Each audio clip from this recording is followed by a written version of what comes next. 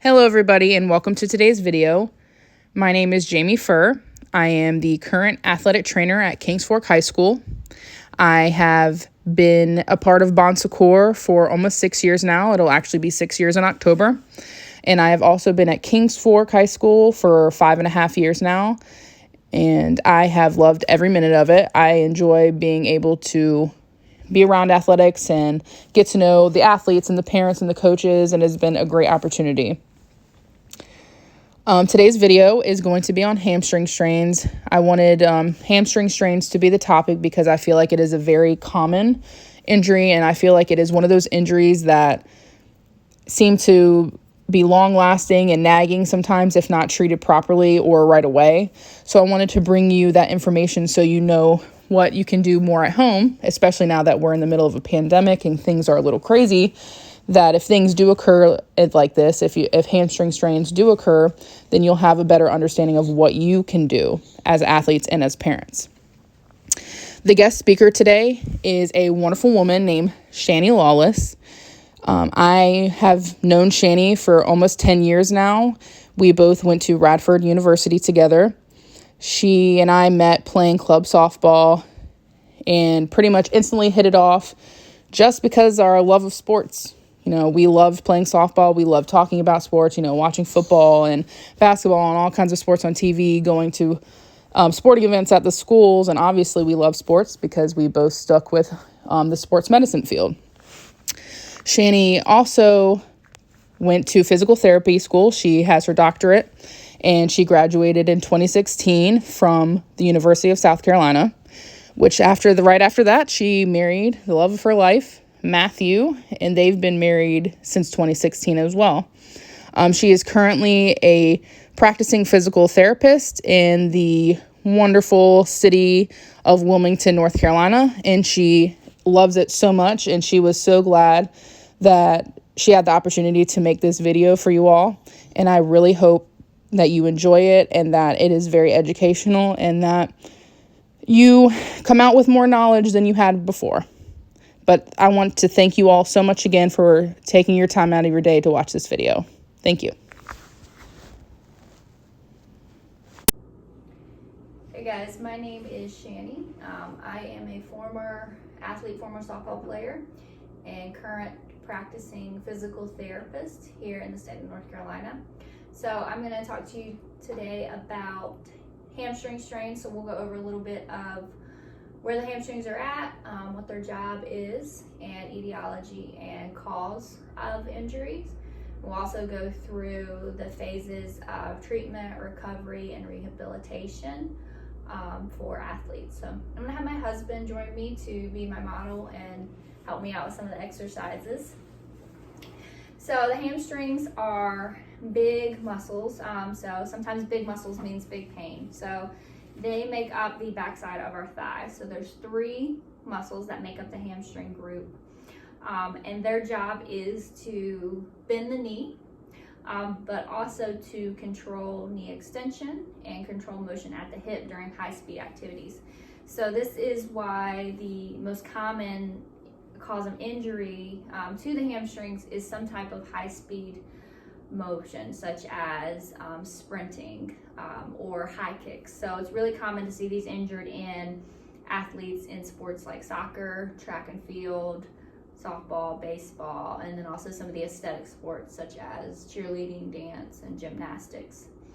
So they can cause a problem because they connect at both the knee and the hip too. So because they cross 2 major joints, they can be a little bit more prone to injury and a little bit harder to treat. So biggest thing is to identify the hamstring strain sooner rather than later. So discussing with your athlete, with your athletic trainer, your team physician, your physical therapist, whoever you've got around to properly identify that injury within the first 24 hours of it happening so that treatment can begin as soon as possible. Within that acute phase, so you may see some bruising, some swelling, redness in that area. Your athlete may also report that it's really tender to the touch, really sensitive.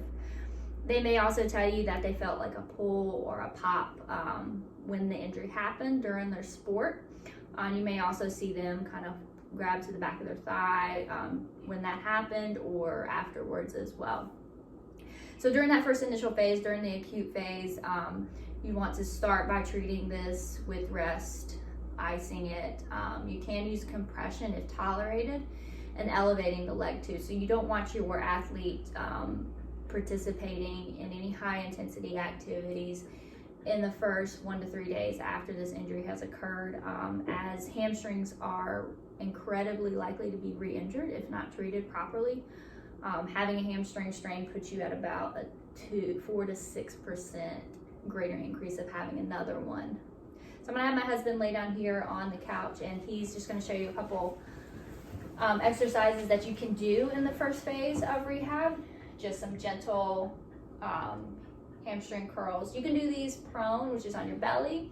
You can do these standing or sitting. So whatever it may be, whatever you're doing, you want to work in the athlete's pain-free zone. So if he's getting to about right here and he's telling me, okay, I'm feeling it, that's hurting, that's enough, then we know that's his pain-free zone. So we want to work within that phase, because the goal of the first phase, the acute phase of rehab, of treatment, is to manage the pain, manage the inflammation, normalize their gait, so that they can move on to the second phase.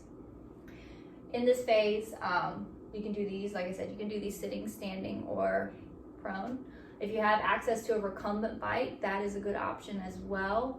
No more than about 10 minutes at a time on no resistance, just to keep the athlete moving, giving them some type of open chain activity to do. When we say open chain activity, we mean activity where their injured leg is not weight bearing through the ground.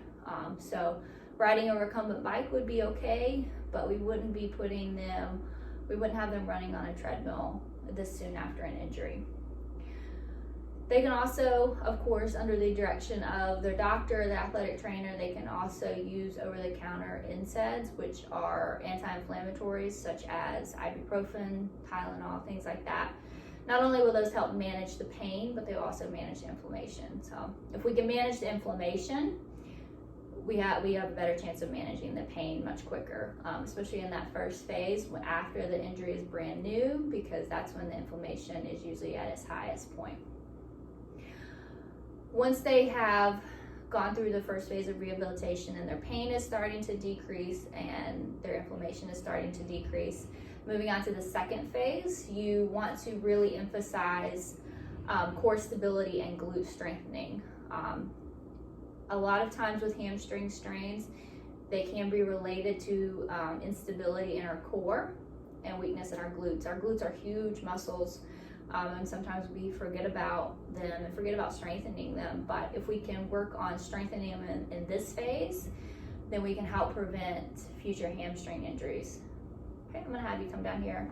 My husband's just gonna demonstrate just some exercises that you guys can do either in your training room or at home for glute strengthening, core stability. So back up a little bit, back up towards the door, the bedroom. So this is one of my favorite positions to get an athlete in, if you can, quadruped, because not only can you work on the glutes here, but you can work on core stability too. So I'm gonna have him do just some alternating leg and arm lifts. Good. And if you're working with your athlete in this and you want to assist them, you want to make sure that they are keeping their belly button locked in, so telling them to keep their core locked in, keeping their belly button like they're going to pull it towards their spine. Keep going. Very good. Another one is donkey kicks. So this is working your glutes as well. So you're going to be in the same position, but you're just going to kick the leg straight, exactly what it says, just like a donkey.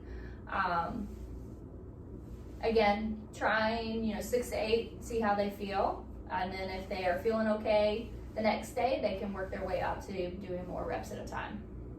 Have you roll over on your back.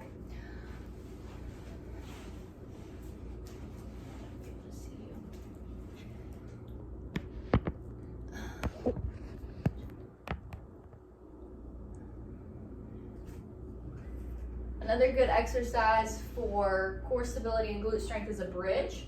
So you want to tell your athlete to, they're gonna push through their legs, they're gonna lift their butt up off of the ground or the table, wherever they may be, like they were gonna slide their pants up. So again, 6 to 8 of these, see how they feel.